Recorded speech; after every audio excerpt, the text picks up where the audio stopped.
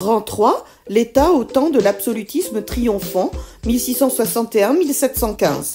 Rang 1, un roi guerrier. On voit ici sur ce tableau Louis XIV jeune, vêtu à la romaine. Ce tableau célèbre sa victoire devant Maastricht, ville des Pays-Bas, prise en 1673. Sous Louis XIV, le royaume de France s'agrandit. On voit en rouge les annexions sous Louis XIV. Au nord, Flandre, Hainaut, Artois. À l'est, l'Alsace, la Franche-Comté, le Charolais. Et puis, plus au sud, le comté d'Orange et le Roussillon.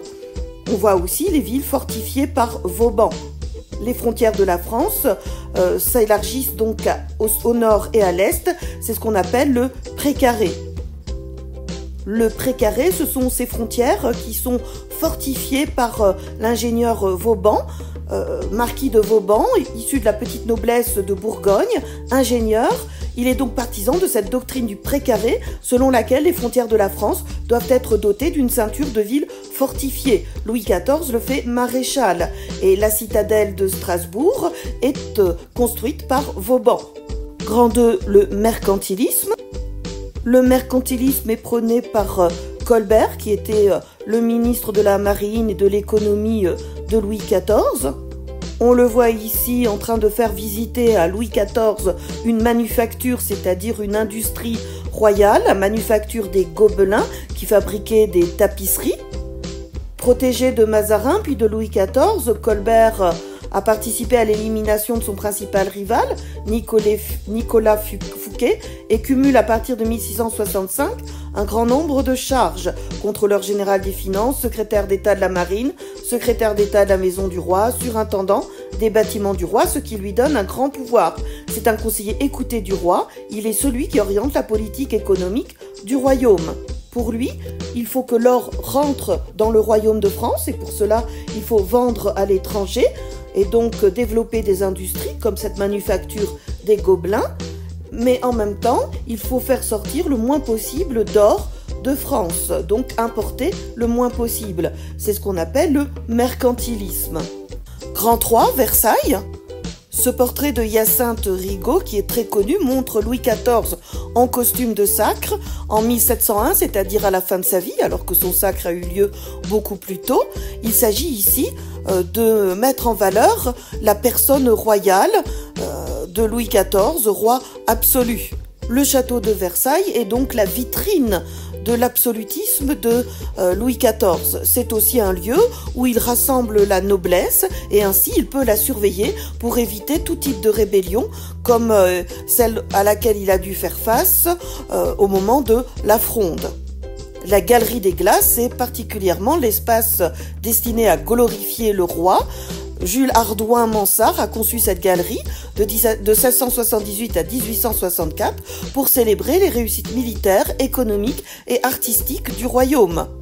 Madame de Sévigné raconte ici son séjour à Versailles. « Je reviens de Versailles, j'ai vu les beaux appartements, j'en suis charmée.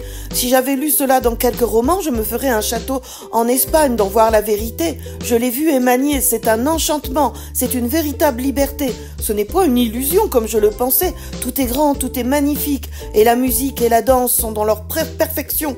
Mais ce qui plaît souverainement, c'est de vivre 4 heures entières avec le souverain, être dans ses plaisirs et lui dans les nôtres. C'est assez pour contenter tout un royaume qui aime passionnément avoir son maître. Donc les aristocrates aiment être proches du souverain. C'est un honneur que de vivre auprès de lui. Madame de Sévigné, née Marie de Rabutin-Chantal, est descendante d'une ancienne famille de la noblesse bretonne. Ses origines lui permettent de figurer à la cour du roi et elle est connue pour la très abondante correspondance qu'elle a entretenue, notamment avec sa fille. Conclusion ? Le pouvoir royal s'affirme donc en France à partir de François Ier et réussit à s'imposer malgré les divisions, les guerres civiles lors des guerres de religion et peut culminer, obtenir son apogée au moment du règne de Louis XIV.